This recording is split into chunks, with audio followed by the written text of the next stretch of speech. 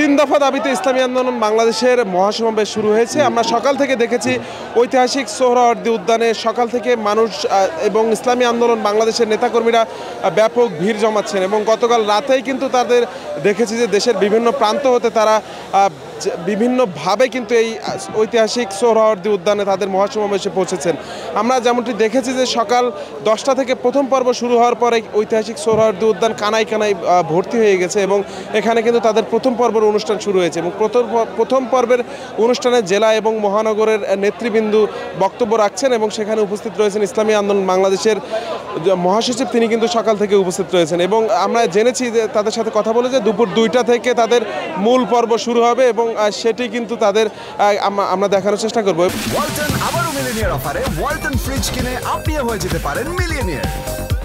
Millionaire ছড়াছড়ি দেশ জুড়ে, এটা শুধু ওয়ালটনই পারে। দর্শক, আপনাদেরকে দেখানোর চেষ্টা করছিলাম ইসলামী আন্দোলন বাংলাদেশের ঐতিহাসিক মহাসমাবেশের মূল মঞ্চের সামনের এলাকা থেকে। আপনারা দেখছিলেন যে ইতিমধ্যেই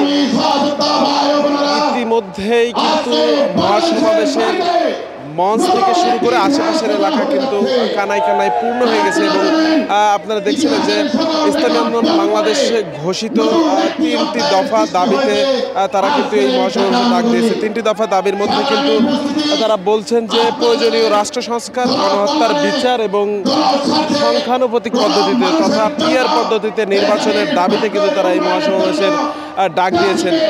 মহাসমাবেশটি 2টি পর্বে অনুষ্ঠিত হয়েছে। সকাল 10টায় একটি পর্ব শুরু হয়েছে এবং দুপুর 2টা থেকে এই মূল অনুষ্ঠানটি তারা শুরু করবেন এবং ইতিমধ্যে এখানে এসে পৌঁছেছেন ইসলামী আন্দোলন বাংলাদেশের মহাসচিব এবং জেলা এবং মহানগরের নেতৃবৃন্দ কিন্তু এখানে এসে পৌঁছেছেন এবং তারা কিন্তু প্রথম পর্বের অনুষ্ঠানে বক্তব্য দিচ্ছেন এবং এই মহাসমাবেশ থেকে দাবি তুলছেন তারা সংখ্যানুপাতিক পদ্ধতিতে নির্বাচনের আগে তাদের গণহত্যার বিচার এবং প্রয়োজনীয় রাষ্ট্র সংস্কার কিন্তু সম্পন্ন করতে হবে। আপনাদের কিন্তু দেখানোর চেষ্টা করি যে এই মুহূর্তে কিন্তু ইসলামী আন্দোলন বাংলাদেশের জেলা এবং মহানগরের নেতৃবৃন্দরা কিন্তু বক্তব্য রাখছেন এবং আমরা দেখেছি যে বিশাল একটি স্টেজে কিন্তু মহানগর এবং জেলা নেতৃবৃন্দদেরকে বসার জায়গা করে দেওয়া হয়েছে এবং পুরো এলাকা কিন্তু বলা চলে যে জনস্রোত লক্ষ্য করা গেছে এবং আপনাদেরকে সেটি দেখানোর চেষ্টা করছিলাম।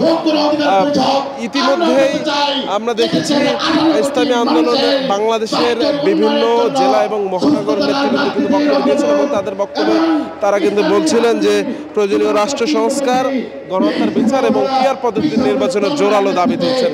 দর্শক, ঐতিহাসিক সোহরাওয়ার্দী উদ্যান থেকে ইসলামী আন্দোলন বাংলাদেশের মহাসমাবেশ থেকে দেখানোর চেষ্টা করছিলাম এবং আপনাদেরকে সর্বশেষ তথ্য জানাচ্ছিলাম আমি হাবিব হাসান মোহন, দৈনিক মানবজমিন।